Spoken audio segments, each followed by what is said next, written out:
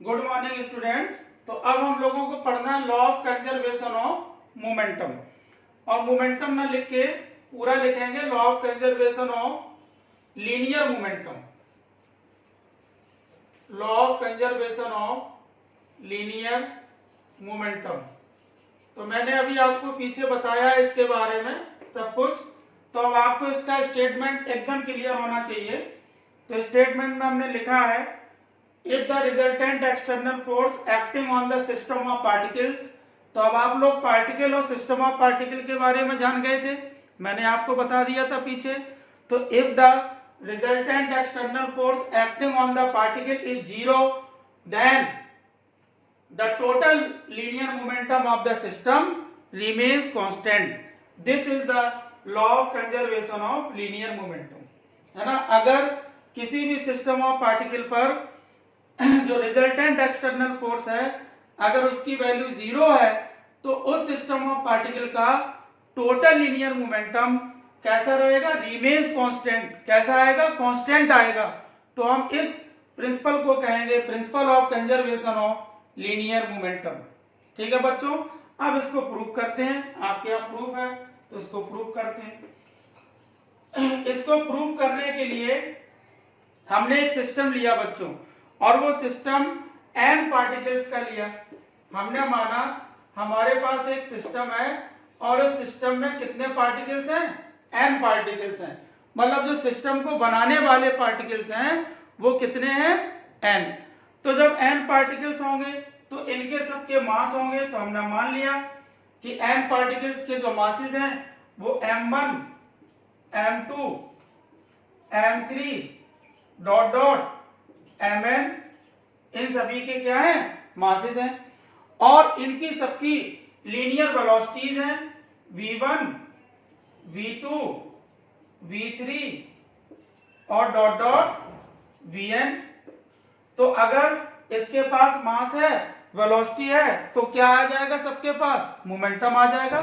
तो इसका मतलब है पहले पार्टिकल का जो मोमेंटम है वो कितना है, m1 v1। दूसरे पार्टिकल का मोमेंटम कितना है, m2 v2। तीसरे पार्टिकल का मोमेंटम कितना है, m3 v3। और nवें पार्टिकल का मोमेंटम है mn vn। तो इस तरह से हमने इस स्टेटमेंट को प्रूव करने के लिए n पार्टिकल का एक सिस्टम चूज किया और उसमें प्रत्येक पार्टिकल का जो मास है वो है m1 m2 m3 mn। और उन सभी पार्टिकल्स के पास लीनियर वेलोसिटीज हैं। वो लीनियर वेलोसिटीज हैं v1 v2 v3 और vn। तो सभी के पास एक मोमेंटम होगा। तो उनका मोमेंटम है m1 v1 m2 v2 m3 v3 और कहां तक, mn vn। तो अगर मैं आपसे कहूं कि अब इनका टोटल मोमेंटम पूरे सिस्टम का बताओ, तो अभी मैं आपको बता चुका था पीछे। तो अगर इस पूरे सिस्टम का टोटल मोमेंटम लिखूं मैं तो कैसे लिखूंगा, p is equal to p1 plus p2 plus p3 और सबका कैसा सम होगा, वेक्टर सम होगा। ठीक है ना। तो हम इसमें लिखेंगे total momentum of the system, total momentum of the system. तो जो टोटल मोमेंटम होगा सिस्टम का वो कितना होगा, तो P is equal to P1 plus P2 plus P3 और डॉट डॉट Pn। ये टोटल मोमेंटम हो गया सिस्टम का। Equation number 1। अब बच्चों हम इसको इस इक्वेशन को t के साथ डिफरेंशिएट कर दें। तो differentiating with respect to time, differentiating equation 1 with respect to time. Time के साथ इस इक्वेशन को डिफरेंशिएट कर दो। वी गेट क्या मिलेगा, dp अपॉन dt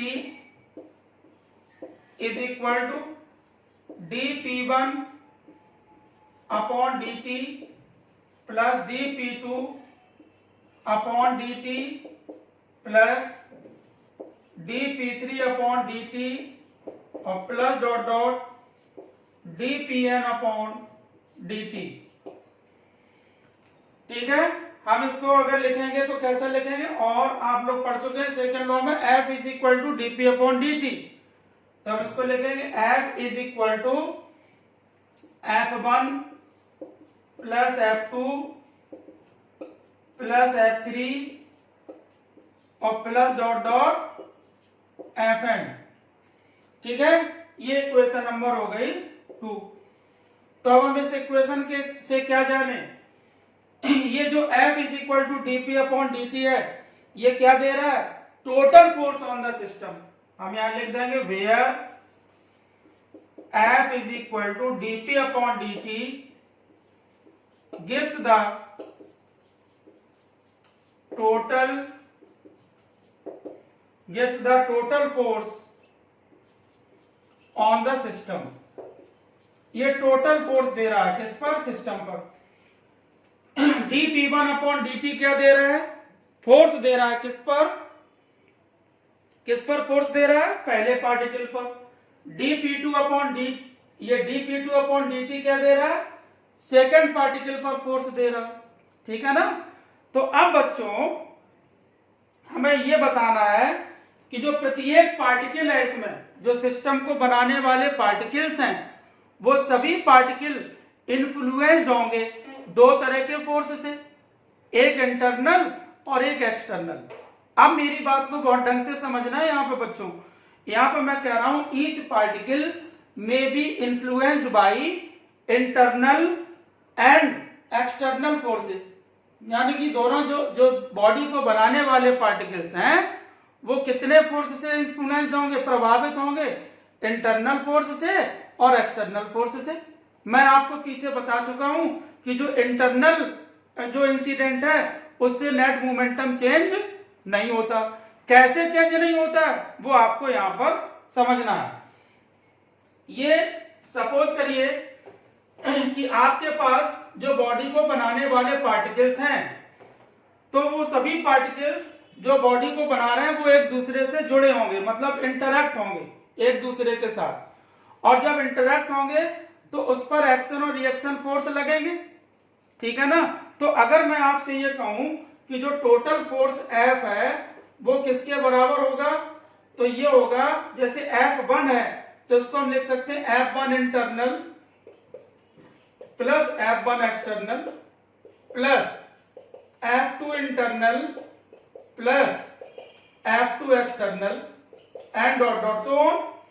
अब हम इंटरनल फोर्स को एक जगह लिख लें तो F1 internal plus F2 internal plus dot dot एक ब्रैकेट में और F1 external plus F2 external और डॉट डॉट ये दूसरे ब्रैकेट में।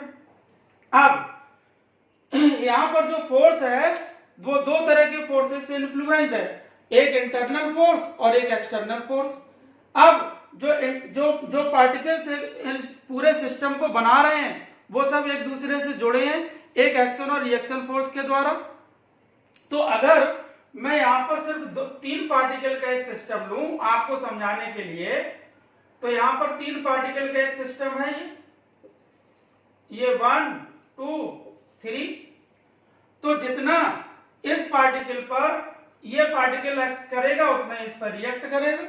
तो न्यूटन के थर्ड लॉ से यहां पर F12 is equal to minus F21 होगा। ऐसे ही इन दोनों पार्टिकल्स के बीच भी होगा, ऐसे ही इन दोनों पार्टिकल्स के बीच भी होगा।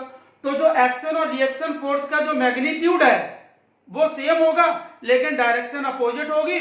तो ये सभी फोर्सेज एक दूसरे से कैंसिल्ड आउट हो जाएंगे, और जब ये सभी फोर्सेज एक दूसरे से कैंसिल्ड आउट हो जाएंगे तो सिस्टम को बनाने वाले पार्टिकल्स का जो इंटरनल फोर्स है वो टोटल क्या हो जाएगा, 0।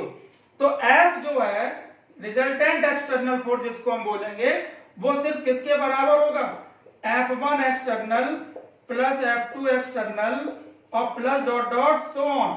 और हम बच्चों इसको लिखेंगे F एक्सटर्नल, मतलब टोटल F एक्सटर्नल, और इसी को बोलेंगे रिजल्टेंट एक्सटर्नल फोर्स। बोलो बच्चों, इतना समझ में आया। अब मैं आपसे ये कहूं कि ये आपको मालूम है कि जो rate of change of momentum है वो ये आपका आ गया F is equal to F external. तो आपको मालूम है formula F is equal to dp upon dt, यही तो है मोमेंटम, बोलो भाई। और यहां पर जो ये F है वो केवल किसके बराबर है, F एक्सटर्नल के। ये मैंने अभी आपको निकाल के दिखाया F एक्सटर्नल के, ठीक है।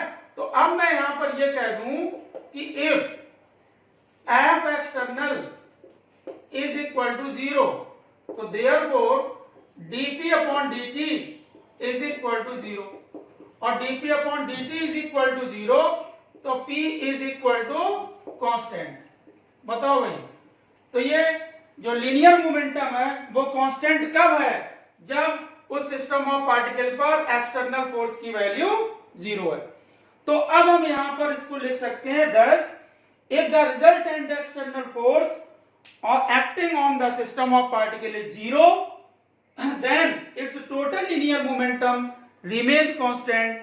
This is the law of conservation of linear momentum.